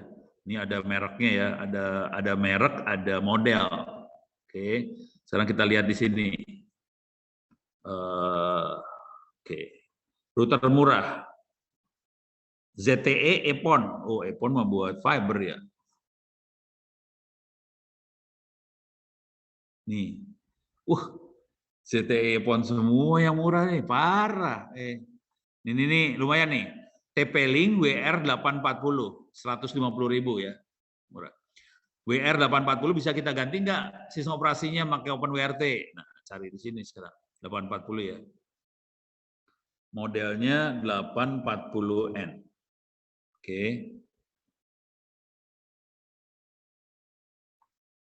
Ini dia, bisa diganti. Jadi kalau ada di dalam daftar ini, jadi dia bisa diganti sistem operasinya. Gitu ya. Dan cara gantinya harus, tadi rilis terbaru adalah 2104. Harus pastiin adalah TP-Link yang versi 4. Oke, jangan 23. Jadi nanti lihat TP-Linknya ini versi berapa, versi 2, 3, 4, 5. Kalau yang versi 4 dia bisa ganti sampai 2102. Oke, nah ini harus lihat, salah. Harus lihat di nanti cara ngerubahnya. Di sini lihat, di sini ada view data. Di situ bisa diterangin cara ngerubahnya seperti apa. Ini TP-Link ini biasanya ada cara ngerubahnya gimana. Wish. Nah, ini recovery methodnya kayak gimana, cara ngupgrade-nya kayak gimana, snapshot install kayak ini, di sini bisa dibaca di sini bawah-bawah, bagian bawah. Oke, cara ngerubahnya seperti apa diterangin. Kalau sampai salah, itu router langsung bisa jadi ganjal pintu soalnya. Rusak, jebol, nggak bisa dipakai lagi, jadi ganjal pintu. Jadi hati-hati mainan kayak gituan. Kalau salah, ganjal pintu. Dan saya udah ngerusakin banyak sih. Udah jadi ganjal pintu banyak. Kalau nggak salah ada yang di sini satu, saya bawa buat ganjal pintu. Yang Ubiquiti tapi udah satu jebol, rusak. Sebenarnya saya udah ngejebolin berapa ya? 4 apa 5 biji sih. Jangan khawatir. Oke. Ini tadi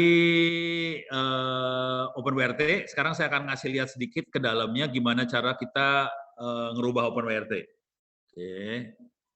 Bentar, mana tadi? Oh, ini mah sistem operasi. Ini udah ya. Ini compile kernel udah. Ini udah, compile kernel Linux-nya udah. Sekarang kita akan melihat bagaimana membuat firmware OpenWRT. Ini kalau kita perhatiin ini spesifik semua ya. Membuat firmware buat Linksys, membuat firmware buat Buffalo, membuat firmware buat apa? Tadi yang kita lihat adalah TP-Link sebenarnya. Saya kebetulan nggak punya TP-Link sih, jadi belum pernah ngerubah. Harusnya sih gampang juga ngerubahnya. Nah ini membuat firmware buat Buffalo ini bisa kita klik. Oke. Ini bisa klik. Ntar kita lihat caranya. Kalau kelihatannya kayak beda, sebenarnya sama aja sih. Nah ini kalau kita lihat, ini pertama caranya sama. Siapkan software-software buat compile dan sebagainya, sama. Ini nggak beda jauh kalau diperhatiin nih, ada Bison, ada libanchors, ada fakeroot, sama yang tadi. Kemudian kita ada tambahan sedikit, kita download aplikasi XML, parsing buat XML. Oke, kalau tadi di Linux nggak perlu yang kayak gituan. Di sini perlu. Nah, sekarang di sini kita ambil software tambahan buat OpenWRT. Ini source code tambahan buat OpenWRT. Ini bukan kernelnya sendiri. Ini software tambahan buat OpenWRT. Di sini ada, ini kayak sistem operasi kan ada aplikasi di atasnya. Ada browser apa segala macam. Ini adalah aplikasi-aplikasi yang jalan di atas sistem operasi. Ada SSH, ada OLSR, ada Lucy, ada segala macam. Ini semua adalah aplikasi yang jalan di atas si OpenWRT. Kernelnya sendiri mana? Nggak kelihatan kernelnya. Jadi ini kalau ini sama kan? Make menu config sama nih, ya. Terus make clean sama tadi juga ada. Terus ada make. Kalau tadi di Linux cuman make all. Tadi Linux make all ya. Coba lihat di sini, benar nggak make all? Nih, ini make all doang. Linux. Nah, di sini make -j world. -j3 artinya kita akan compile, saya akan pakai 3 core buat compile. Karena saya tahu prosesor saya 4 core, 3 core dipakai buat compile. Jadi caranya kayak gini buat ngasih tahu bahwa saya akan pakai 3 core compile. Pada saat ini dilakukan, kernel terbaru akan di-download secara otomatis. Jadi kalau di Linux itu ngambil kernelnya kita, orang yang ngambil kernel, jadi kita ngambil kernelnya di sini, ngambil kernel itu Linux. Kalau di OpenWRT, pada saat make all, make yang ini sambil ngedownload kernel. Jadi waktu kita compile OpenWRT, lamanya gila banget. Lebih lama daripada Linux. Gitu. Karena dia akan download, kernelnya akan di-download sendiri. Cuman make menu config-nya sama persis. Make menu config-nya OpenWRT sama Linux sama sih. Nanti make menu config-nya di Android sama lagi. Jadi ini sama aja mau Android, Linux apa segala macam sama, nggak beda jauh. Nah ini ada sedikit hacking sedikit. Kemudian, nah ini catatan saya kalau kita make menu config untuk router Buffalo. Karena gini ya, ini buat router. Router itu kalau di komputer kita kan harddisknya gede, harddisknya besar, 1 tera, 500 giga, memorinya 4 giga, segala macam. Ini rata-rata komputer di lab ini memori 4 giga. Pertanyaannya, router tahu nggak memorinya berapa? Nggak tahu ya. Anak TK aja padahal ya. Belajar router kan? Belajar. Tahu memorinya berapa? Nggak tahu kan? Nggak tahu. Nggak pernah dikasih tahu sama gurunya, memorinya kecil. Kita lihat di sini nih. Oke.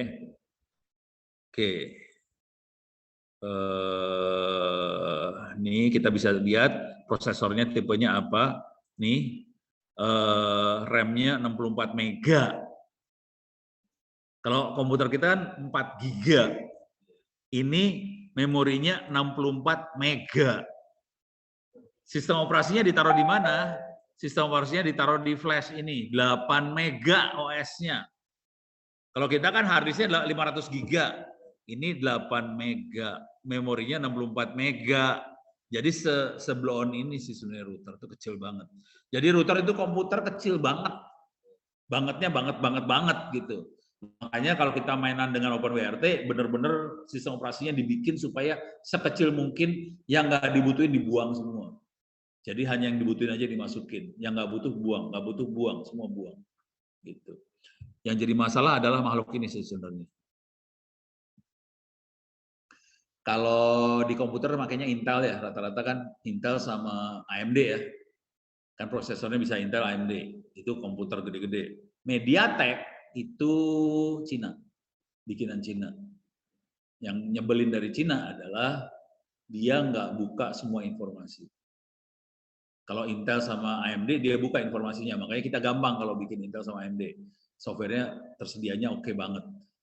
MediaTek ini karena buatan Cina, Cina nggak terlalu ngebuka informasi, nggak semua informasi kebuka, jadi kita seringkali banyak coba-cobanya juga. Gitu.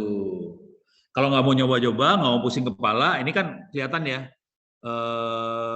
namanya MIP Cell 24KC.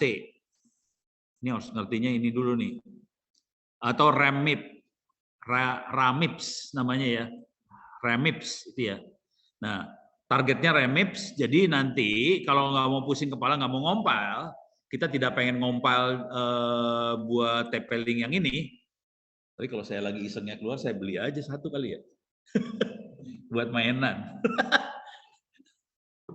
Iya ya kali ya, buat kuliah ini saya beli satu, ntar kapan-kapan. Kalau iseng saya keluar, saya suka iseng kadang-kadang, saya beli aja. Orang cuma 150.000,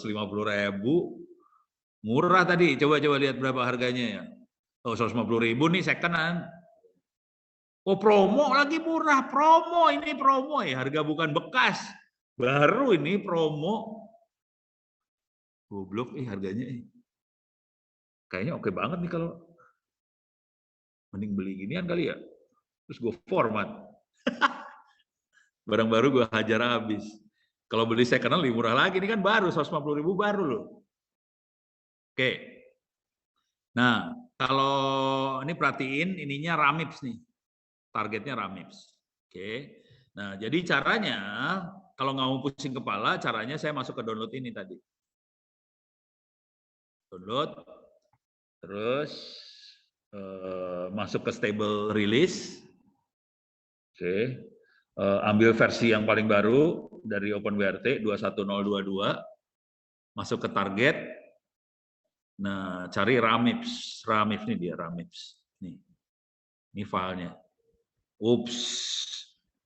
Dia apa nih? Prosesornya apa dia? MT7628. MT7628 ya. Jadi saya harus sini ya. 762 ini 76X8. Ini dia. Jadi caranya ambil yang ini banyak banget. Wow, wala. Cari yang TP-Link ya. TP. Ini link. Wah, harus lihat tipenya lagi dia. Buset dah lu. WR840 ya, WR840 nih ya. Coba lihat ada nggak WR840. Ini dia, ada WR840N, persis sama. Ini ada 2 file, 3 file. Nah, kita harus baca-baca lagi manual. Ini ada yang init RAM file system kernel, ada yang buat sistem upgrade, ada yang TFTP recovery. Jadi kita harus milih yang sistem upgrade atau kernel atau yang ini. Yang dipakai yang mana, harus baca manual lagi. Jadi filenya ada, tinggal kita pakai aja. Bentar, gue lagi penasaran nih. Bentar. Penasaran.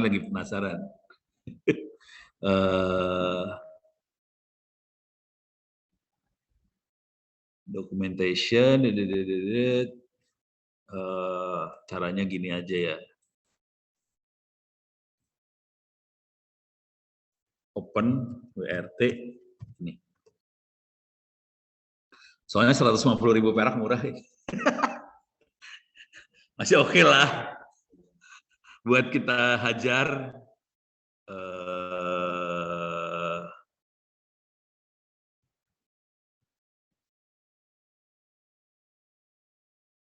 ini dia. Tapi dia bilang jangan beli device ini, dia bilangnya sih. This device is not recommended for future use with OpenWRT.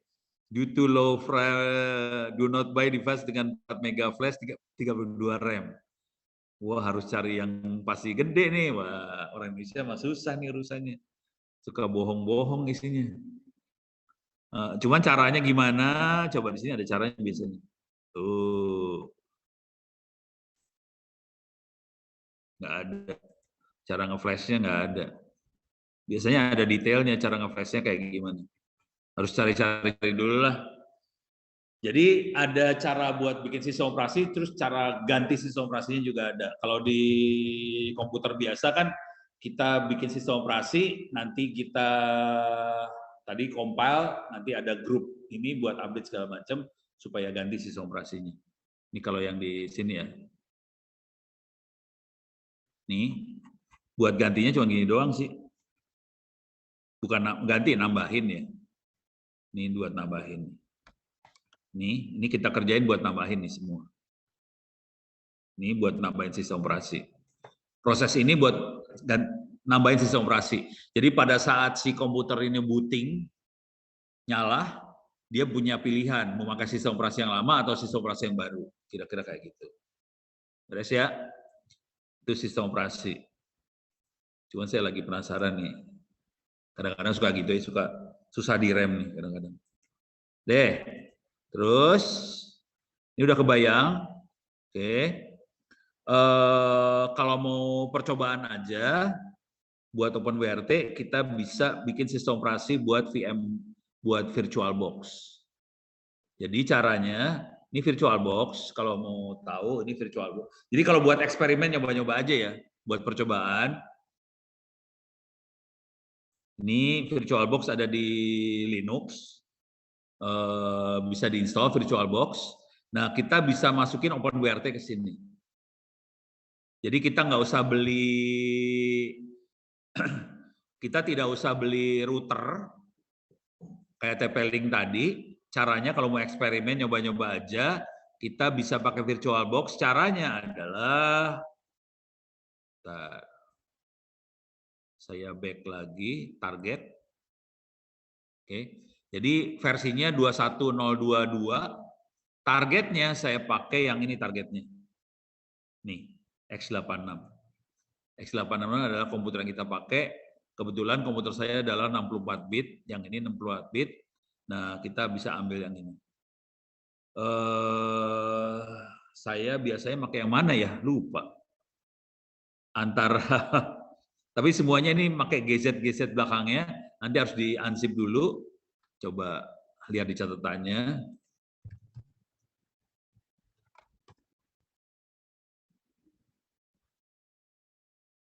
Jadi ini mana nih? Oops, sorry, salah. Saya masuk ke wiki saya dulu ya. Ono Center Wiki. Saya pakai VirtualBox OpenWRT. Nih, jadi di VirtualBox kita bisa install OpenWRT. Mungkin saya praktekin lah besok-besok, bukan hari ini. Jadi yang kita ambil bisa Squash FS, bisa ext4. Oke.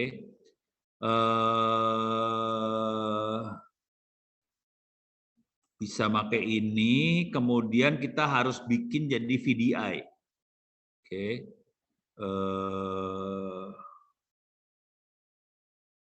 Jadi pakai combine ext4 supaya jadi VDI, kemudian dimasukin. Jadi makanya yang combine ext4. Jadi di sini yang saya ambil adalah yang combine ext4. Nggak ada di sini.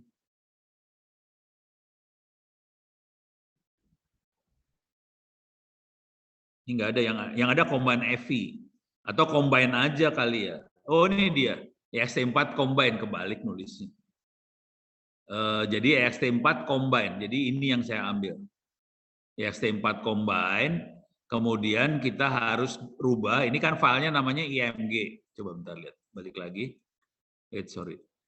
Nih, kalau kita lihat belakangnya IMG, image IMG, dan belakangnya ada GZ. GZ artinya di zip. Jadi kita nanti harus prosesnya harus ngebuka dulu GZ-nya supaya jadi IMG biasa. IMG ini harus dirubah jadi VDI, VDI, VDI. VDI itu yang bisa kita jalankan di VirtualBox. Jadi nanti si OpenWRT-nya bisa jalan di dalam VirtualBox ini. Oke. Coba kita lihat lagi catatannya di sini.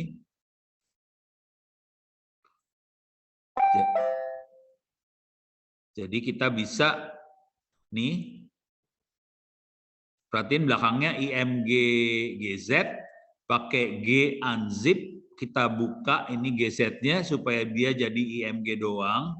Oke. Kita bisa convert jadi VMDK atau VDI. Kalau VMDK caranya yang ini, kalau VDI caranya yang ini. Kemudian kita bisa masuk VirtualBox, kita bisa bikin ini semua. Oke, ini akan jalan. Ini mungkin bisa saya praktekin minggu depan sih kalau mau. Oke, sampai sini dulu. Coba kita lihat ada pertanyaan nggak di sini, di YouTube.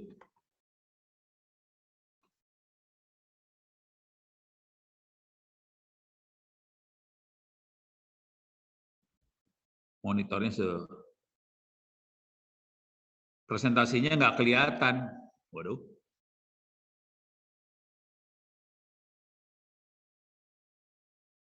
Tertarik OpenWRT biar bisa diinjek. Oke. Itu hati-hati aja buat nginjek OpenWRT. Kalau salah nginjek, router kita bisa tewas. Itu aja sih. Jadi sarannya sebelum main injek ke router beneran, sarannya coba injek ke ini dulu, ke apa sih namanya? Ke VirtualBox. Gitu ya. Oke. Itu kira-kira OpenWRT kira-kira kayak gitu. Mudah-mudahan dalam minggu ini saya punya waktu buat nyiapin buat ngasih lihat compile kernel. Minggu ini. Oke, compile kernel saya coba siapin. Selain itu, mudah-mudahan saya akan bisa ngasih lihat OpenWRT kita install di sini ya, VirtualBox ini, dan kita bisa jalankan router OpenWRT. Ini kalau Anda lihat di VirtualBox yang saya pegang, ini banyak sekali mikrotik. Mikrotik ini bisa, udah pernah pegang mikrotik belum? Belum. Sama gurunya nggak diajarin. Ya ilaha illallah. Router yang dipegang apa? Yang pakai routernya apa di sana? Teori doang. Ya ilaha illallah. Nggak ada prakteknya. Ada. Parah. Oke. Buat praktek kita bisa ambil router free gratis, bisa ditaruh di komputer. Jadi router itu bisa kita ambil di komputer, nggak usah beli router beneran. Kayak tadi saya kan mau beli itu TP-Link, nggak usah juga sih sebenarnya. Semuanya bisa dijalanin di VirtualBox seperti ini. VirtualBox itu buat simulasi. Jadi kita bisa jalankan komputer dalam komputer. Karena router itu kan komputer sebetulnya. Jadi komputer bisa kita jalanin dalam komputer pakai VirtualBox. Mikrotik itu router yang paling banyak dipakai di Republik Indonesia itu Mikrotik sebenarnya. Dan itu bisa diambil gratis, Mikrotik ini. Tadi OpenWRT nggak banyak yang pakai juga sih. Ya biasanya tukang-tukang oprek pakai WRT bisa. Nah ini Mikrotik, ada mikrotik.com, bisa diklik mikrotik.com-nya. Ini ada software, klik softwarenya. Kemudian di sini di bawah ini ada, kalau router benernya hardware ya, harganya oke, harganya sejutaan lah kira-kira. Kalau tadi kan harganya 150.000 ya, TP-Link. Yang ini harga sejuta ya saudara-saudara. Tuh, ini kan $99, ini $150, ini $200. $200 kan sekitar 2,5 juta, hampir 3 juta. $200. Lumayan.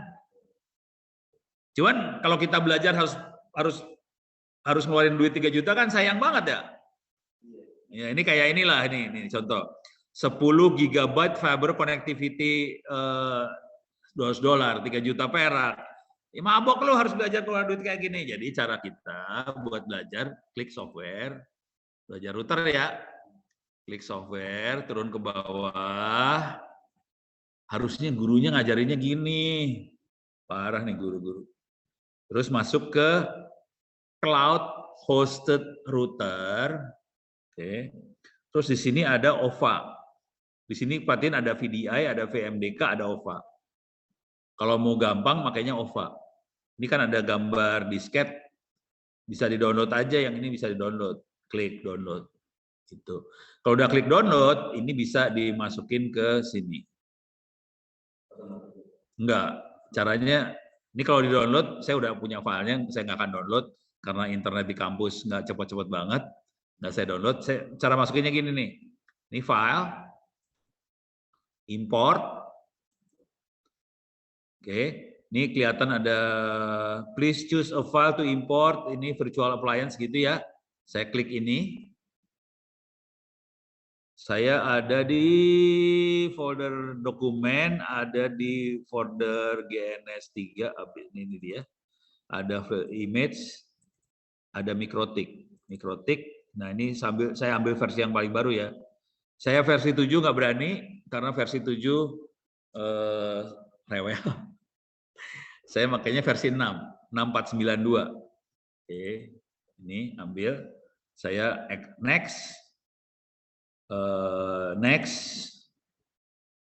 dah ini masuk nih paling bawah, Mikrotik router OS. Cuman biasanya saya ganti nama aja, Oh ini udah ada nih, ada mikrotik ori. Jadi gitu aja sih. Jadi ini keluar yang orinya. Udah gitu yang ini saya buang aja ya. Soalnya udah nggak kepake. Nah biasanya yang ori ini saya kopiin jadi mikrotik-mikrotik yang lain.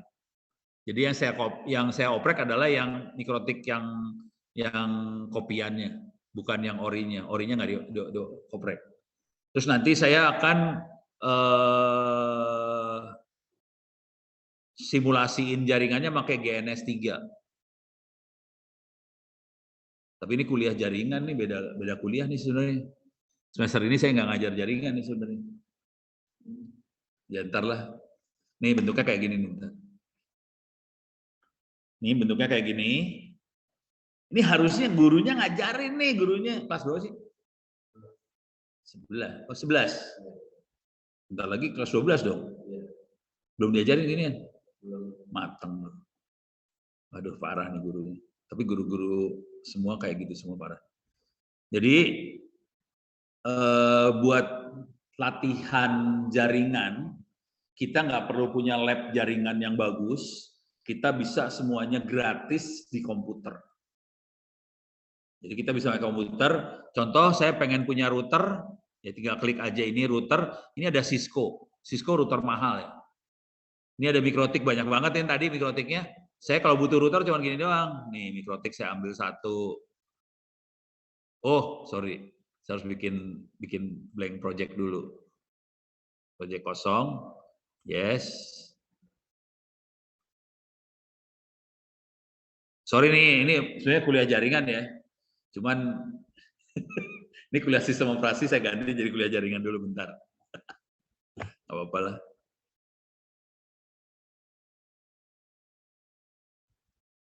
Ih, lama banget. Ini berat sih soalnya sambil nge-zoom segala macam, parah banget. Oh, gara-gara OBS ini jadi lemot. Nggak bisa saya kasih lihat juga, terlalu berat ini. Kalau saya nggak pakai OBS bisa lebih kenceng. Ini OBS-nya gila, nggak habis-habisin soalnya. Aduh, susah, lama banget, dah mati nggak penting lah.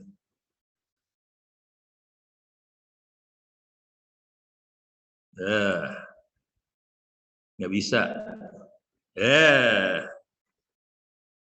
Ya, udah matiin aja nih.